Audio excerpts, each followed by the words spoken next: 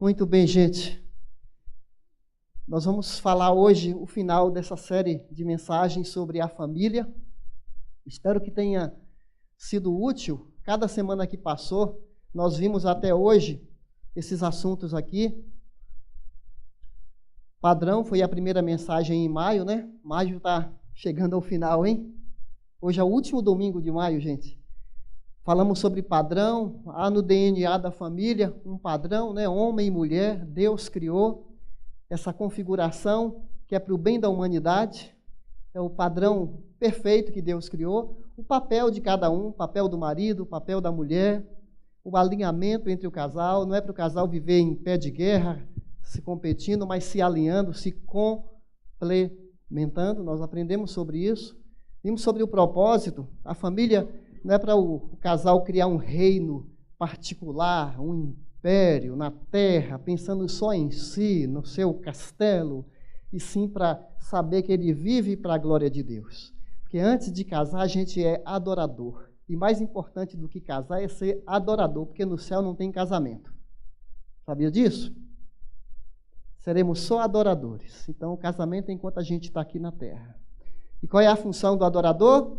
Viver para a glória de Deus. Quer casado, quer solteiro, divorciado, separado, viúva, a gente vive para a glória de Deus. E hoje, para que a família esteja bem, é preciso pagar o preço.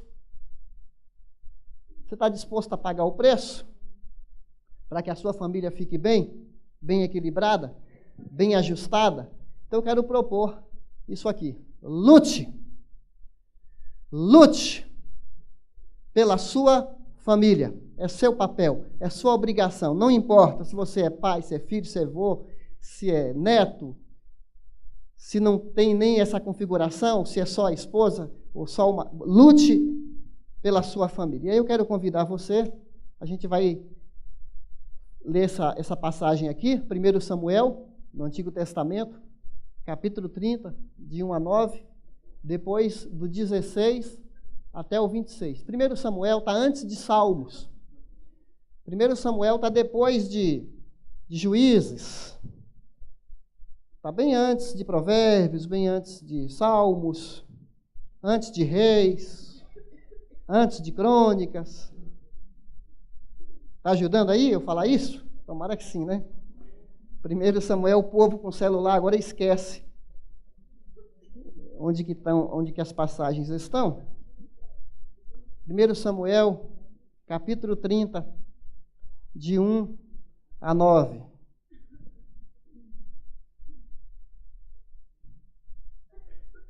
Ajude alguém que não achou aí, por favor. 1 Samuel 30, de 1 a 9. Posso ler então? Quando Davi e seus soldados chegaram a Ziclague, no terceiro dia, os amalequitas tinham atacado o Neguebe e incendiado a cidade de Ziclague. Levaram como prisioneiros todos os que lá estavam, as mulheres, os jovens e os idosos. A ninguém mataram, mas os levaram consigo quando prosseguiram seu caminho. Ao chegarem a Ziclague, Davi e seus soldados encontraram a cidade destruída pelo fogo e viram que suas mulheres, seus filhos e suas filhas tinham sido levados como prisioneiros. Então Davi e seus soldados choraram em alta voz, até não terem mais forças. As duas mulheres de Davi também tinham sido levadas, Ainoã, de Jezreel, e Abigail, de Carmelo, a que fora mulher de Nabal. Davi ficou profundamente angustiado, pois os homens falavam em apedrejá-lo. Todos estavam amargurados por causa de seus filhos e de suas filhas. Davi, porém, sublinhe esse texto aqui, Davi, porém, fortaleceu-se, na outra tradução, renovou-se no Senhor, o seu Deus. Então Davi disse ao sacerdote Abiatar, filho de Aimeleque, traga-me o colete sacerdotal. Abiatar o trouxe a Davi, e ele perguntou ao Senhor, devo perseguir esse bando de invasores? Irei alcançá-los? E o Senhor respondeu: persiga-os. É certo que você os alcançará e conseguirá libertar os prisioneiros. Davi e os 600 homens que estavam com ele foram ao ribeiro de Besor, onde ficaram alguns, pois 200 deles estavam exaustos demais para atravessar o ribeiro. Todavia, Davi e 400 homens continuaram a perseguição. Até o 9, agora, do 16 ao 26. Quero sugerir que você leia o capítulo completo em casa. 16 agora. Quando ele levou Davi até lá, os amalequitas estavam espalhados pela região, comendo, bebendo e festejando os muitos bens que tinham tomado da terra dos filisteus e de Judá. Davi os atacou no dia seguinte, desde o amanhecer até a tarde, e nenhum deles escapou, com exceção de 400 jovens. Devia ser muita gente, hein, para os 400 escaparem, que montaram em camelos e fugiram. Davi recuperou tudo. Recuperou tudo o que os amalequitas tinham levado, incluindo suas 2 mulheres. Nada faltou, nem jovens, nem velhos, nem filhos, nem filhas, nem bens, nem qualquer outra coisa que fora levada. Davi recuperou tudo. E tomou também todos os rebanhos dos amalequitas, e seus soldados os conduziram à frente dos outros animais, dizendo: estes são os despojos de Davi. Estou no 21 agora. 21 então. Então Davi foi até os 200 homens que estavam exaustos demais para segui-lo e tinham ficado no ribeiro de Besor. Eles saíram para receber Davi, e os que estavam com ele, ao se aproximar com seus soldados, Davi os saudou. Mas todos os elementos maus e vadios que tinham ido com Davi disseram: uma vez que eles não saíram conosco, não vamos repartir com eles os bens que recuperamos. No entanto, cada um poderá pegar sua mulher, seus filhos e partir. Davi respondeu: não, meus irmãos, não façam isso com o que o Senhor nos deu. Ele nos protegeu e entregou em nossas mãos os bandidos que vieram contra nós. Quem concordará com o que vocês estão dizendo? A parte de quem ficou com a bagagem será a mesma de quem foi à batalha. Todos receberão partes iguais. Davi fez disso um decreto e uma ordenança para Israel desde aquele dia até hoje. Quando Davi chegou a Ziclag, enviou parte dos bens às autoridades de Judá, que eram seus amigos, dizendo: eis um presente para vocês, tirado dos bens dos inimigos do Senhor. E no 7 ele enviou presentes para outras autoridades. Até aqui. Que texto incrível esse aqui. Se eu pudesse hoje, eu ia gastar 1 hora, pelo menos aqui, falando que é possível superar a dor, o sofrimento e a tragédia da vida. Eu fiz esse esboço aqui, vou tentar seguir. Vamos ver se a gente consegue caminhar um pouquinho aqui. A crise, que pode acometer qualquer um de nós. O choro. Mas depois vem o conforto. Depois vem a conquista. Depois vem a comunhão, ou vem a celebração da reviravolta que Deus pode fazer na minha vida, na sua vida, em quaisquer circunstâncias, por mais fatais que elas sejam. Só de ler esse texto aqui já é um testemunho vivo de encorajamento, de bom ânimo para nós. Nesse momento, Davi não era rei. Ele era soldado, com mais 600 homens. Não dá para a gente pesquisar um texto aqui que fala que Davi se reuniu com esses homens na caverna de Adulão. Sabe, gente largada na vida, endividada, falida, detonada, deprimida. O rei oprimia esse povo, eles correram para Davi. Então Davi tinha esse tipo de gente. Mas ali Davi, você sabe, era um compositor dos salmos, era um homem de Deus. E essas pessoas encontravam em Davi uma referência de conforto. E eles eram capazes de dar a vida pelo Davi. E tinha 600 homens, e aliás tinham até uma tropa de elite dentro dos 600. Se você pode conferir em 2 Samuel 23, que fala os valentes de Davi. Só de ver a categoria daqueles homens de força, de coragem, de intrepidez, de audácia, que a gente vê ali. Então, Davi aqui, ele era um líder de sucesso, top de linha. O rei tinha ciúme de Davi.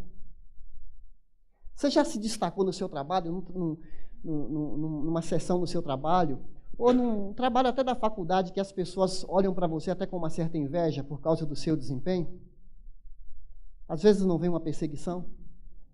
ele era perseguido, ele e esses homens. Eram perseguidos. O rei tinha ciúme. As mulheres cantavam.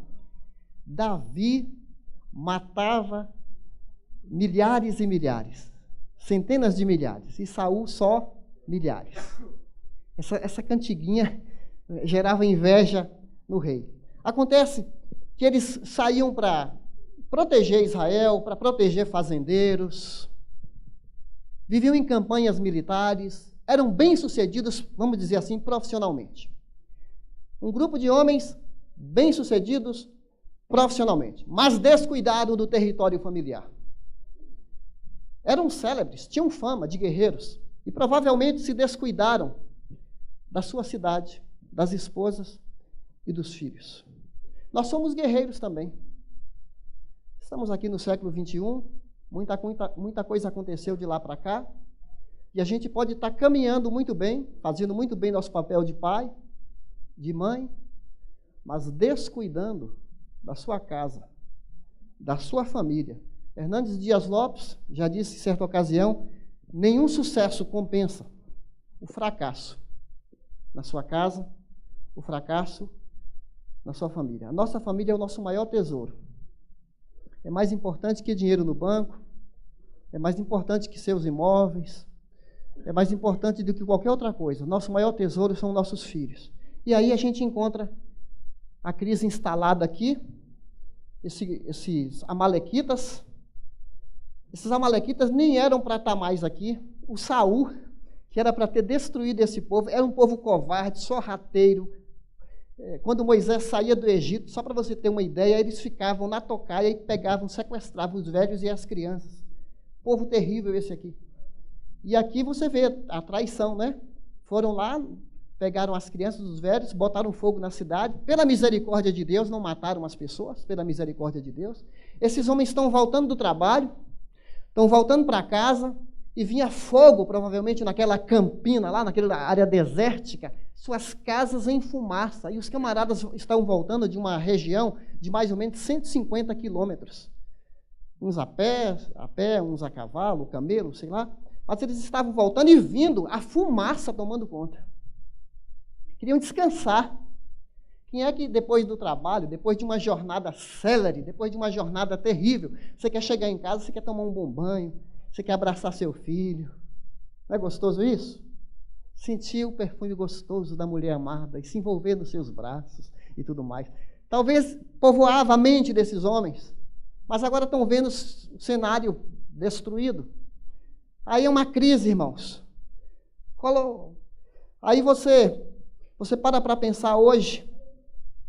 Nós vivemos tempos selvagens, 2 Timóteo, capítulo 4, fala que vivemos tempos, uma época dos últimos dias, onde as pessoas serão selvagens, serão implacáveis, sem coração, sem afeto natural. Até os animais têm mais afeto do que certos seres humanos. E nós enfrentamos perigos. Nós enfrentamos perigos hoje que estão roubando nossa casa, talvez não estão destruindo, assim, incendiando o seu móvel, mas estão destruindo a paz, a alegria de casa, saqueando nossos filhos, destruindo dentro de casa. E às vezes a gente está adormecido, está voltando para casa, e a casa está tendo sinal de fumaça e nós não estamos percebendo. Eu queria só falar de alguns inimigos do nosso dia: mídia e redes sociais. Os meios de comunicação são perigosos para educar nossos filhos. Vocês já viram o que as novelas ensinam? O que os programas de humor ensinam? E os blogueiros? O que se ensina em nome da arte, que na verdade não se trata de educar, mas de destruir? Eu peguei uma fala de uma jornalista do estado de São Paulo, nem sei se ela é cristã, Rita Lizauskas. Ela diz aqui, ó: você explica que falar palavrão não é legal, que não podemos tratar os outros com diferença, que bullying é errado. Mas Felipe Neto está lá tentando dizer aos nossos filhos que quem grita, quem humilha e zomba de tudo e de todos é que é descolado. É o deseducador que está roubando corações dos nossos pré-adolescentes, dos nossos adolescentes, e você, como pai, quer falar com seus filhos, mas aqueles caras falam mais forte, mais persuasivo do que nós. A gente tenta falar, eles ouvem, não só esse, há outros tipos que contam suas taras sexuais, suas experiências, educam na sexualidade dos nossos filhos. São essas pessoas que são os educadores, são célebres. Aí as pessoas ficam horas e horas pagando, e os caras vendem, e estão milionários, estão andando de avião para cima e para baixo, estão riquíssimos, e são os educadores dos nossos filhos. Nossos filhos com o celular na mão têm o mundo no coração. Sabem assediar, fora os aliciadores para as drogas também. Agora, não pensa você que colocar a frase na sua casa, na sua porta, eu e minha casa serviremos ao Senhor. Você pensa que isso vai proteger sua família? Você pensa que uma frase como talismã é o segredo para proteger sua casa? Não é. Não é.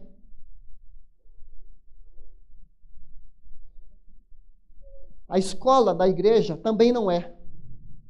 Eu estou fazendo minha parte, eu levo para a igreja e já está de bom tamanho. Isso quando traz para a igreja, porque muitos pais queimam o culto das crianças, não é? A programação vai até 11h30. Na hora, às vezes, do ensino ali, da interação, o pai vai lá e tira o filho do momento da aprendizagem. Então, ele está ensinando para o filho, isso aqui não é relevante para você. É hora da gente ir para casa.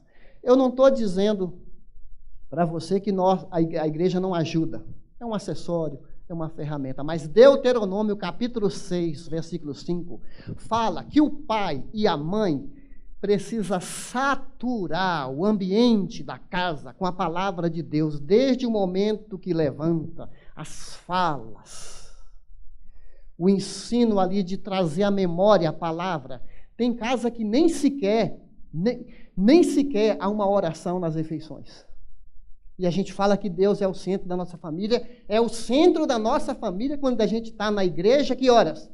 Das 9 às 11h30. É o único momento onde essa família fala ou canta algo sobre Deus. Eu estou aqui jogando um extremo para a gente cair aqui na nossa cabeça que a gente tem que preparar a nossa geração e a concorrência é muito grande. Estão saqueando os corações da nossa... Lute pela sua família. Nessa casa precisa ter um pai e uma mãe que fala, isso pode, isso não pode. Filho, ele pode ser jovem, pode ter 25, 30 anos, o pai precisa falar, isso é intolerável. Não autorizo, não permito, isso é intolerável. Custe o que custar. Quer sair de casa? Faça como o pai do filho pródigo. Eu não quero que você vá embora. Mas se você quiser práticas intoleráveis dentro da minha casa, não. Aí precisa ser muito macho, e precisa ter uma esposa que fala, estou contigo. Porque se a mãe ficar dando cotovelada no marido, favorecendo o filho, andarão dois juntos, se não tiver acordo, precisa ter acordo. Então, alinha primeiro com Deus e um com o outro. O hedonismo. O que é isso? Prazer a todo custo. Cada um quer cuidar de si. É o individualismo. Antigamente, a mãe ouvia a filha falar, mãe, quer que eu ajude a lavar a louça? O filho falava, pai, é para buscar o leite? É para ir na padaria? Mãe, não trabalha tanto, mãe, você está muito cansada. Hoje o filho, a filha tranca a porta. Você vai dar uma ordem para o filho, ele te atropela e fala, não enche-o. E o pai fica assistindo TV, que barulho é esse aí? Será possível que eu não possa ver meu jogo? E aí fica homens e mulheres assistindo 2, 3, 4, 5, 6 episódios da Netflix. Ninguém quer trabalhar mais. Estou curtindo aqui, eu quero é ser feliz. Eu quero é cuidar de mim. A mãe fala, eu estou cansada de cuidar de todo mundo. Estou ficando doida. Eu vou morrer. Só eu. Que se dane e vai dormir e todo mundo com fome e ninguém faz nada por ninguém.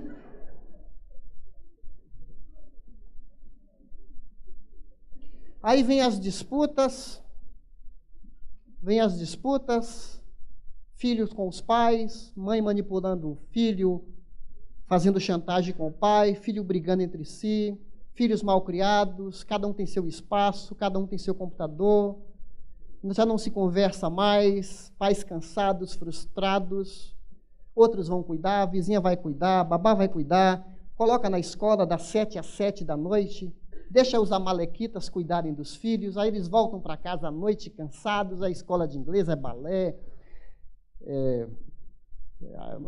natação, um monte de coisa, chega cansado, não tem conversa em casa, põe para dormir, e vai passando a geração assim, esses corações sendo roubados. Eu poderia falar do materialismo, as pessoas querendo comprar, agradar filho cada vez mais, comprando coisas caras, pegando o dinheiro todo e gastando no cartão, no vermelho, dinheiro virou Deus, por causa de R$1.000, por causa de R$2.000 a mais, as pessoas já ficam mais tempo fora de casa. O dinheiro estabelece as prioridades, é o dinheiro que diz que horas que eu vou chegar em casa, é o dinheiro que fala que horas que eu vou acordar, é o dinheiro que me proíbe de conversar com a minha filha, de passear com meu filho, de ter relacionamento sadio com a esposa, é o dinheiro que não deixa eu ter paz, é o dinheiro que não deixa eu sentar na mesa, é o dinheiro que me deixa nervoso, tira a minha alegria, esse é o meu Deus, dinheiro. Poderíamos falar da pornografia. Pesquisa nos Estados Unidos, 68% dos homens que vão à igreja, hein? Acessam pornografia regularmente. E as mulheres, está crescendo também aqui, 33% das mulheres com idade entre 13 e 24 anos acessam pornografia, dados de 2016. Qual será a realidade no Brasil? Não sei, mas assusta. Imaginar se aqui 68% dos homens e 33% de gente que vai à igreja estão acessando pornografia, estão injetando dentro delas uma droga da insaciabilidade, porque é isso que a pornografia faz. A pessoa fica toda poluída e trata o outro como objeto, vai perdendo toda a pureza da vida. E ela acha que isso é normal. Ela acha que não dá para viver sem isso, porque a dose de hoje não é suficiente, amanhã a dose é mais. E aí as relações humanas vão ficando totalmente adoecidas. Há sinais de fogo, gente. Precisamos acordar para isso. O choro, aqui no 30, do 4 a 6. Davi e seus soldados choraram demais. Há momento que a perplexidade nos deixa prostrados. Acabou a gasolina aqui da emoção, acabou a lágrima. Não é só a gasolina que se acaba, o povo está sem lágrimas mais. Eu não sei se você já chorou até não ter mais força para chorar. Já aconteceu comigo. Houve uma tragédia na minha família quando eu perdi a minha irmã. A tragédia se abateu sobre minha casa. Eu não contei quantos dias, mas a Sandra me falou que eu passei 7 dias chorando. 7 dias, até não ter mais força para chorar. Até Deus consolar meu coração. Às vezes a gente passa por isso na vida. A pergunta é, será que eu choro pela minha casa? Será que eu choro pelos meus filhos? Os nossos olhos não têm lágrimas para chorar pelos nossos filhos. Parece que a gente não vai aguentar. Além da perda da família, aconteceu com Davi que os próprios amigos dele aqui, olha, no versículo 6, pensaram em fazer o que com Davi? Porque na crise a gente quer um culpado. E aí a gente se ataca mutuamente. Marido ataca a esposa ataca marido, ataca filho, porque tem que achar um culpado. Às vezes tem culpado. O que está acontecendo com o Brasil hoje tem culpados. Às vezes não tem. São calamidades que vêm sobre qualquer um de nós. Pode acontecer. E os homens estavam tentando apedrejar Davi. Eu pensei em Davi numa igreja de 600 pessoas. Pastor Davi, né? 600 pessoas contra o pastor Davi. Para você pensar o que aconteceu com esse homem aqui. Para você pensar se uma sessão inteira no seu trabalho é contra você. Para você pensar se sua classe onde você estuda, todo mundo te olha com um olhar atravessado. Você já percebeu, se sentiu em ambiente assim? Você é o patinho feio? As pessoas te olham com raiva, com desprezo. Se pudesse, riscaria você do mapa, te eliminaria. Isso acontece ainda hoje. Você se sente sozinho, isolado. Paulo teve essa experiência quando ele falou, Crescente, meu amigo, foi para tal lugar. O Demas amou o mundo, sumiu. Fulano de tal foi para tal lugar. Todos me desampararam, mas o Senhor me assistiu. e me revestiu de forças. Davi corre para os braços de Deus. Ele está sozinho, mas ele fala, eu tenho Deus comigo. E ele renova sua força interior na fonte inesgotável de poder, de paciência, de esperança. E ele se reabastece em Deus. Porque a gente pode até ficar sem alguns suprimentos aqui, mas Deus nunca fica esgotado, porque Ele é Deus, Ele é perfeito, Ele é completo. Há maridos no limite de um AVC. Dona, cuidado com esse seu marido. Não fica cobrando, que esse homem pode ter um piripaque. Marido, sua esposa pode estar exausta, sobrecarregada, e você insensível, você acomodado, deixando nas costas dela decisões com os filhos. Você não se levanta para ajudar. Você fica acomodado, fica esperando que ela que tem que correr atrás de tudo, de consertar a casa, de correr para educar filho, de pôr limite para o filho, e você fica lá, deixa que ela resolve. Essa mulher vai ter um problema psiquiátrico qualquer hora aí. Então você cuida do limite dela. Irmãos, às vezes o líder de PG está cansado. Algumas ovelhas dão trabalho para a gente, dão até coice na gente. E toda semana você tem que lidar com esse povo. É conflito em casa, é conflito com os filhos, são as crianças. Drena a energia do líder de PG. O anfitrião está cansado. Esse povo chega na casa, detona com a casa dele. E ele fala, Deus, é por amor a ti que eu aguento tudo isso. E a gente tem que louvar a Deus pelos anfitriões. Dar palmas, aplaudir, pedir para Deus abençoar os que hospedam os PGs toda semana. Porque às vezes a gente fica cansado. Mas Deus renova nossas forças. Gente, a nossa luta não é contra marido e esposa. Não é dentro de casa. Olha a nossa luta aqui, ó. Nós não lutamos contra inimigos de carne e sangue. Não é o Souza lutando contra Souza, Donato contra Donato, Pereira contra Pereira, dentro da casa. Contra governantes e autoridades do mundo invisível, contra grandes poderes nesse mundo de trevas, contra espíritos malignos nas esferas celestiais. Tem inteligência em movimento, seres do mal, que não fica satisfeito quando você busca a Deus, quando tem paz na sua família. Ele quer tirar a sua paz, ele quer que você brigue, que você separe, e coloca pessoas no caminho desse homem, coloca homens no caminho dessa mulher para ter traição, para ter divórcio, para ter separação. Abre o olho e vamos nos cuidar um do outro, porque a gente tem que cuidar da nossa casa, porque é a união de reposição da nossa força. E a gente tem que cuidar bem da nossa casa, saber o que acontece, dialogar com os filhos. Há quanto tempo que nós pais não entramos no quarto do nosso filho e colocamos a mão na cabeça do filho, da filha, e pedimos, Deus, protege quando ele estiver na escola, protege essa cabecinha para ter filtros, para não deixar entrar pensamentos invasores e destruir os valores que eu estou ensinando para esse filho. Quando é que a gente tem feito isso? Quando é que a gente tem chamado a família para orar? Vamos, gente, vamos dobrar o joelho aqui. Vamos pedir a Deus para socorrer nossa casa, nossa família. Quando é que você chamou a esposa para orar com você? Ou você chamou os da sua casa para orar com você? Conforto. Conforto. Davi, porém, se fortaleceu no Senhor. É a partir desse momento que a situação vai mudar de rumo. Você pode ser só um, mas você com Deus vai fazer a diferença. Você vai ser a porta pela qual Deus vai entrar na sua casa e, através de você, desencadear um processo de salvação na sua casa. Ele abriu o coração e falou, eu vou ser um agente de mudança na minha família. Pode estar caindo de um lado, do outro, mas em nome de Jesus, eu vou resgatar o que o diabo rouba. Eu vou atrás. Eu não vou deixar roubar meu filho e eu não vou fazer nada. Porque primeiro ele ora. Primeiro a oração. Depois vai falar, agora é hora de agir. Porque há momentos que a gente tem que dobrar o joelho, chorar, clamar. Mas depois temos que sair do joelho e falar, Deus, agora eu vou partir para cima. Eu vou fazer tudo que está ao alcance. E aquele é confortado por Deus. A gente precisa desse conforto. Tem esse pensamento aqui de um filósofo grego que fala, o que importa não é o que acontece, mas como você reage Davi não ficou revoltado, não ficou se gabando, não ficou ameaçando, não ficou com revolta no coração, se achando um coitado. Ah, está todo mundo contra mim. Não! Ele se renova em Deus e vai para cima, conforto. Ele consultou o Senhor.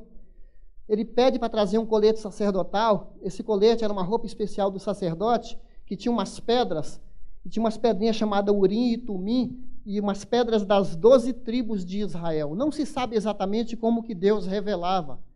Talvez eles jogavam essas pedras e tinha alguma situação ali, a Bíblia não era completa, eles buscavam uma revelação de Deus, devo ir ou não devo ir? E eles levavam esse colete para as guerras para invocar Deus. E aqui Deus autoriza Davi a ir para frente. Davi poderia, como guerreiro, nem consultar Deus. Ele tinha 600 homens de fibra, ele poderia falar, vamos para cima. Nós somos imbatíveis. Não é no braço da carne. Tem certas guerras que se Deus não estiver na nossa frente, se não for no joelho, a gente não consegue. O inimigo é feroz, ele não sabia que tipo de inimigo ele iria enfrentar, quais seriam as reais condições de sucesso. Ele conta com Deus. Se Deus não for o edificador da nossa casa, em vão se coloca o cadeado. Se Ele não for a nossa torre forte, se Deus não for o centro da minha vida, esse Edgar que você vê, há muito tempo podia ter desmontado o casamento dele e teria deixado muita gente sofrer. Porque dentro de mim tem um ser inclinado para a carnalidade, para a amargura, para ficar impaciente, para se cansar. Mas é Deus que trabalha no meu coração e me faz cair com orgulho e falar, Deus, eu sou fraco, o Senhor é forte, me ajude a zelar, a lutar pelo meu casamento, para que nos dias maus eu não me precipite, não tome decisão impensada, mas que o Senhor me dê serenidade para enfrentar, para honrar o que eu falei de honrar nos bons e nos maus momentos, até que a morte me separe. É Deus que nos sustenta, não somos nós. Agora, nós temos um potencial. Se somente um buscar o Senhor e falar, eu vou orar, eu vou buscar Deus na minha casa. Tem gente que depende de você. E se você cair, tem gente que cai em sua volta. Fala a verdade. Líder de PG, eu oro direto por vocês. Nome por nome. Menciono cada família, cada casal. Deus segura aquele casal. Dê força para cuidar da casa dele, para vencer. Porque se ele cair, pessoas em volta dele vão cair também. E a gente precisa estar de pé para enfrentar esses inimigos. Estamos caminhando. Conquista. Não dá tempo a gente ler o texto aqui, mas fala aqui Davi. Olha aqui, palavras lindas aqui, irmãos. Olha, Davi recuperou o quê? Tudo. Nada faltou. Nem jovens, nem velhos, nem filhos, nem filhas, nem bens, nem qualquer outra coisa que for levada. E a Escritura repete, ele recuperou tudo. Tem jovens que não estão vindo mais à nossa igreja. O mundo assediou o coração, esfriou na fé. Uns 2 meses atrás, eu fui perto do trabalho de um deles. Fomos tomar um café juntos. E eu fui chorando por aquele rapaz. E ao conversar com ele, eu falei para ele, Deus investiu tanto na sua vida. Você é tão precioso para nós. Você é de Deus. Eu não sei o que está acontecendo na sua vida, mas eu não vou parar. Irmãos, às vezes nas madrugadas eu lembro desse nome. E não só esse, outros nomes de jovens nossos aqui. Que estão afastados desse rebanho. E eu peço para Deus, lá onde ele está, alcança aquele coração e traz de volta para casa. Traz de volta para o Senhor primeiro, depois traz de volta para casa. Nós, como comunidade, a gente não pode achar que se o filho do outro não está bem, a gente está bem também, porque os outros filhos são nossos filhos. Nós somos uma comunidade em que cada filho, cada filha aqui, nós vamos nos aliançar em casamento. E não é só por isso, não. Se o seu filho está nas drogas, se o seu filho está frio, está indiferente com Deus, é um problema meu, é um problema dos pais aqui da igreja. Porque para todo mundo estar bem, todos precisam estar bem. E não podemos deixar simplesmente, a gente precisa clamar por esses que a gente sente falta e trazer de volta. Ir atrás. E custa. E dá trabalho. Dá trabalho. Conquista, que é esse ponto que a gente está falando aqui, é guerra. É guerra espiritual. A igreja não pode ficar na retranca. A igreja, ela foi criada para ela ir.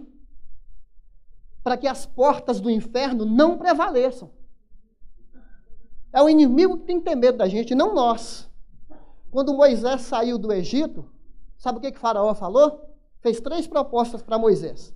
Não vai muito longe, não. Adora seu Deus e volta para o Egito. Vamos estar de boa, bons vizinhos. Egito é símbolo de tirania. Egito é símbolo de escravidão. E Faraó fala, fica pertinho. Adora seu Deus, mas fica com a gente. Tem gente que está assim. Adora a Deus na igreja, na semana está nos motéis da vida aí. Entra na igreja e entra no motel como se fosse a coisa mais natural do mundo. Está aqui domingo e no dia seguinte está aí na vida escondida, na imoralidade, na pornografia, na traição, na trairagem.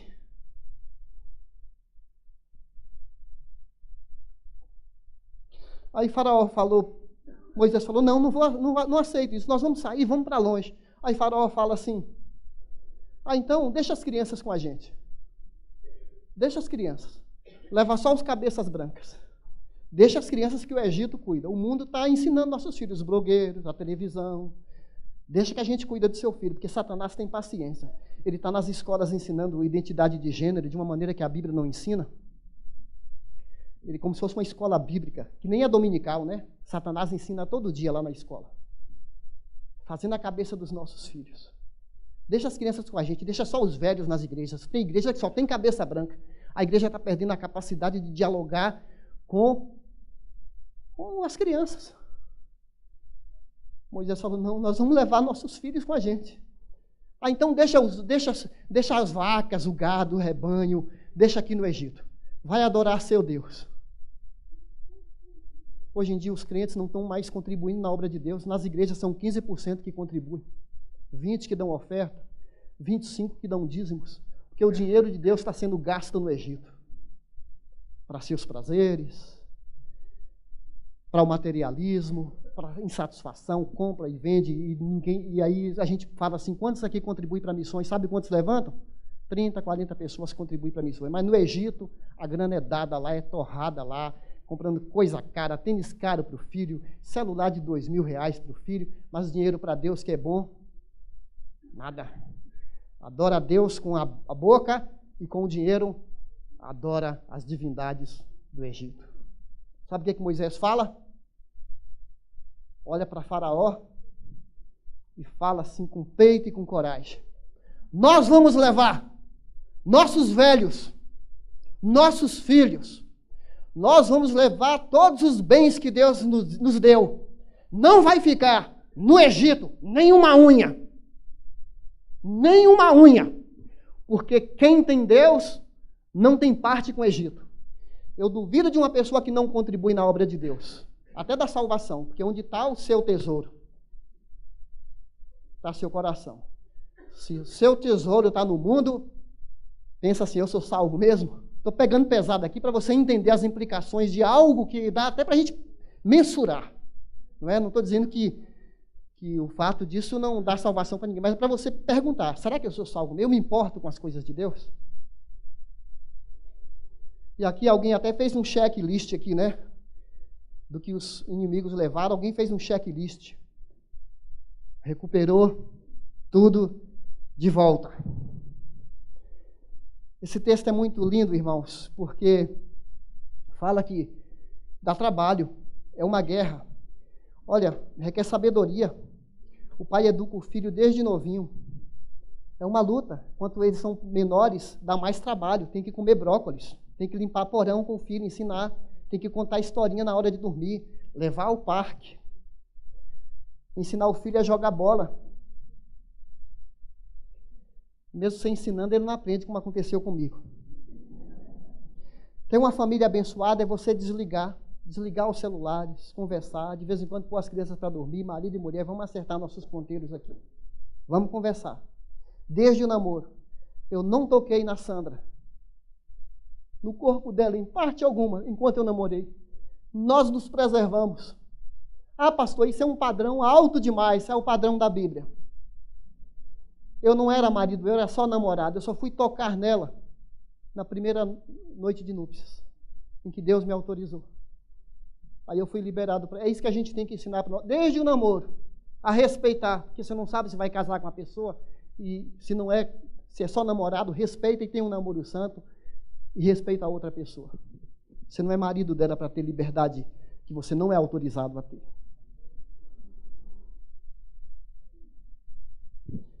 nós vamos caminhar aqui para as conclusões, não só, e também tomou todos os rebanhos dos amalequitas. Deus faz a gente recuperar muito mais do que a gente perde, não é? Porque nosso Deus é maior. Comunhão. Comunhão. E aí a gente está partindo para o final. Davi volta dessa vitória. Os amigos de Davi aqui falaram que os 200 que estavam tão cansados não iam receber nada. Aí eles falam, se eles não foram para a guerra, eles não têm direito. Acontece que aqueles homens vinham cansados e até chegar nesse rio estavam cansados. Davi repreende aqueles homens que eram egoístas e fala assim, foi Deus que nos deu a vitória. E todo mundo da nossa comunidade é abençoado, não é mais uns do que os outros. Eles estavam cansados, eles não tinham... Tem gente que enfraquece no meio do povo de Deus, enfraquece, não tem força para lutar. Aí a gente ora, pede socorro, todo mundo é abençoado. É isso que Davi está ensinando para nós. Seja generoso. Você teve uma vitória, você teve uma conquista, seja generoso. Compartilha o que você conquista com quem não tem. Irmãos, às vezes mesmo no seio evangélico a gente vai acumulando, vai guardando só para nós, vai ampliando nossas tendas, vamos tendo mais tendas, vamos tendo mais sustento, mais dinheiro, e tem gente precisando de uma ajuda, de um R$500, de um R$200. Será que a gente fala assim, Deus está me dando para eu dar para alguém? Que é o que Davi está ensinando assim, Deus foi o dono da vitória, eu volto com o que Deus me devolveu, mas é para eu abençoar os outros, e deu até presente para as autoridades. E o que você faz de bem, mais cedo ou mais tarde volta. Depois Davi recebe todo o apoio, porque era um homem honesto, generoso, digno de confiança. E Deus estabelece o seu trono. Irmãos, perdão aos professores que eu avancei um pouco. Mas eu precisava falar algumas coisas do coração aqui no final dessa série. Então, não quero extravasar o horário. Eu quero terminar convidando para você que é responsável da sua família para fazer uma resolução hoje. Eu pedi para a Kátia imprimir essas resoluções. Elas têm a sua origem naquele filme Corajosos, onde um pai perde uma filha. Na verdade é uma cena que a filha queria dançar com ele, e ele, um pai que corria de um lado para o outro, ele não dançou com a filha. Ela queria que o pai dançasse com ela um pouquinho.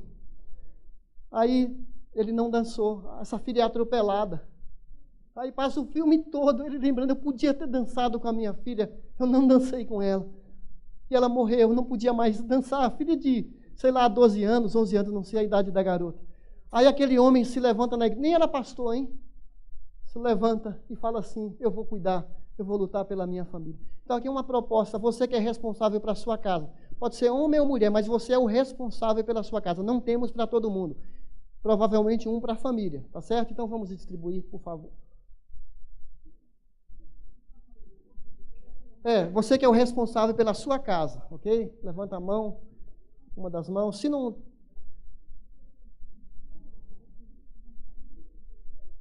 Agora, só recebe se você quer ter compromisso, tá, gente? Não tem problema se você fala, eu não quero assumir compromisso, não tem problema. Não vou te expor, tá certo? Não precisa. Se você não quer assumir, não precisa.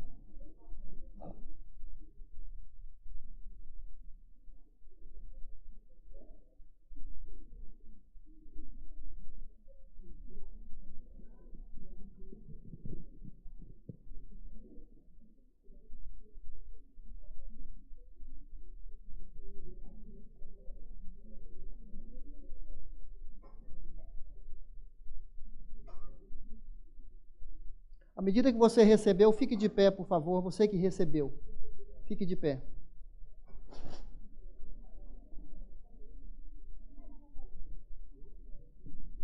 Casal, se estiver junto, pode ficar de pé, o casal.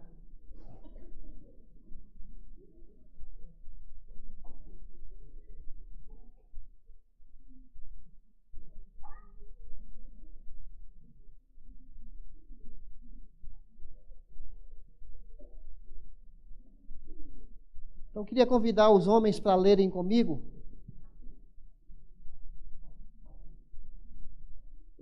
Os homens, por favor, vão ler comigo.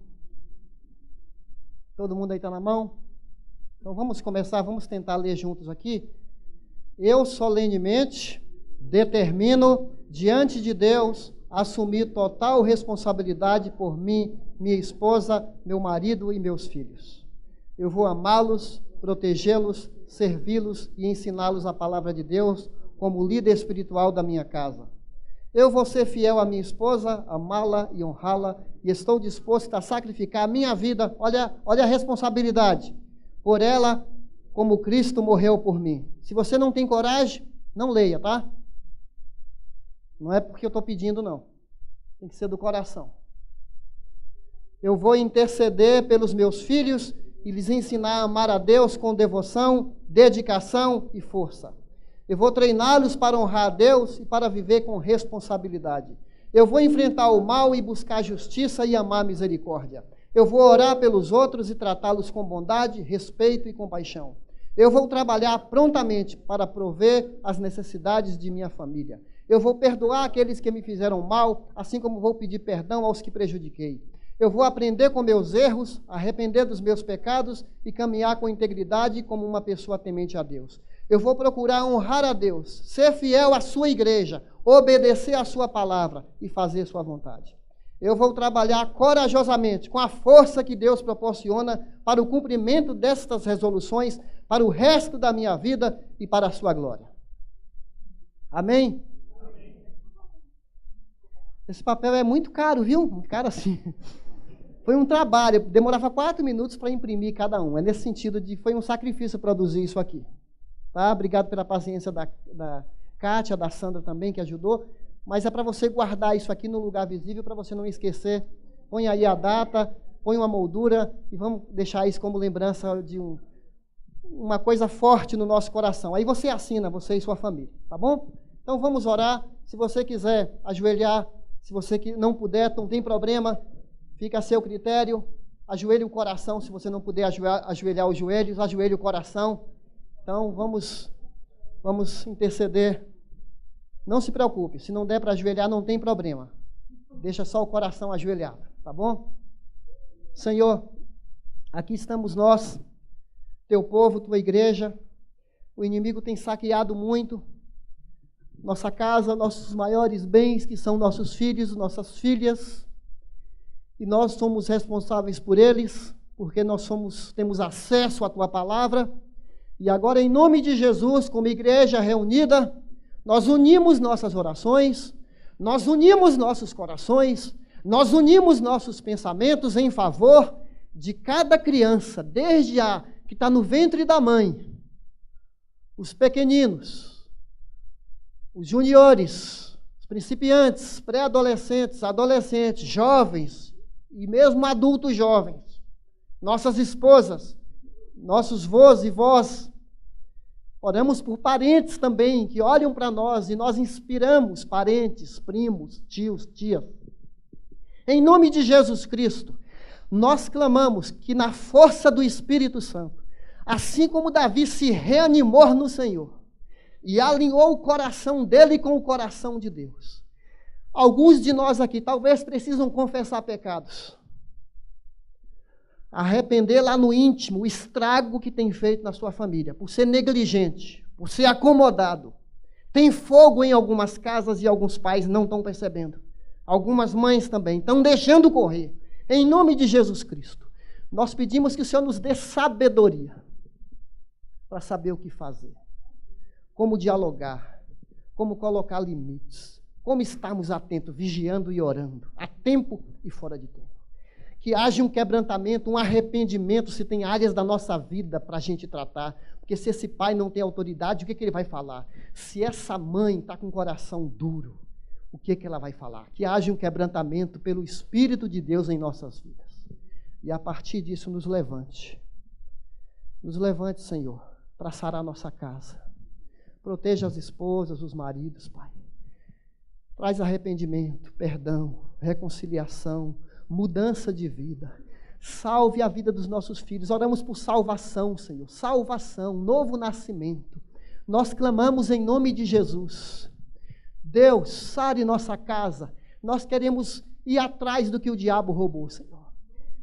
Onde ele roubou a alegria, a paz, a harmonia, a vontade de adorar a Deus. Em nome de Jesus, que volte, Pai. Restitui a alegria da salvação. a vontade de falar de Cristo, de testemunhar de que foi pago um alto preço por nós. Traz de volta a alegria de falar de Deus para as pessoas. Restaure o altar caído, onde não tem oração, que volte a ter oração em nossas casas. Promove isso em nossa igreja. Eu oro por aqueles jovens que estão afastados, que estão frios na fé, que estão aí sendo cirandados pelo inimigo. Eu tenho alguns nomes na minha cabeça. Eu peço que eles voltem para a casa do Senhor, casa do Pai, depois para a casa dos seus pais.